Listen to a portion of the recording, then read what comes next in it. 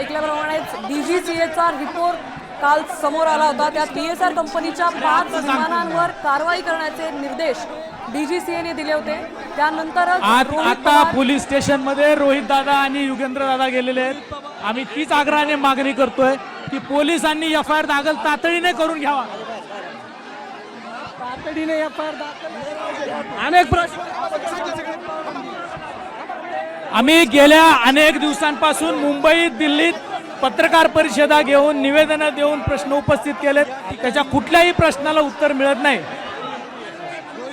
कुठल्याही प्रश्नांच्या उत्तर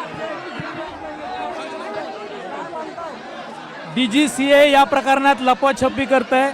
अनेक राजकीय लागेबांधे आहेत, आर्थिक लागेबांधे मी ऐकत ते सांगतायत। अरे ऐक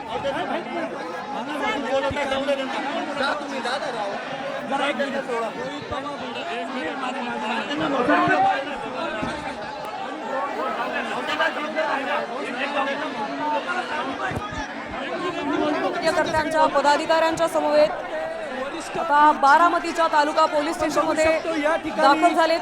बारामतीकर ते अधिकाऱ्यांशी सध्या संवाद साधतायत, FIR ची मागणी करतायत, FIR दाखल करण्याचा प्रयत्न या ठिकाणी सुरू आहे। सर्वच कार्यकर्ते बारामतीकर या ठिकाणी मोठ्या संख्येने उपस्थित राहिलेत। घोषणाबाजी या ठिकाणी सुरू आहे। बारामती तालुका पोलीस स्टेशन मध्ये ही सगळी गर्दी जी आहे ती आता झालेली आपल्याला पाहायला मिळते। बारामती तालुका पोलीस स्टेशन मध्ये आज सकाळपासूनच मोठी गर्दी जी आहे ती केली। न्याय मिळाला पाहिजे। दादांचं कसं अपघाती निधन झालं हे कळलं पाहिजे सर्व जनतेला। रोहित दादांसोबत आम्ही सर्वजण आहोत, त्याची माहिती आम्हाला मिळली पाहिजे। माहिती मिळाली पाहिजे आम्हाला। आम्ही रोहित दादांबरोबर सगळे मागावं।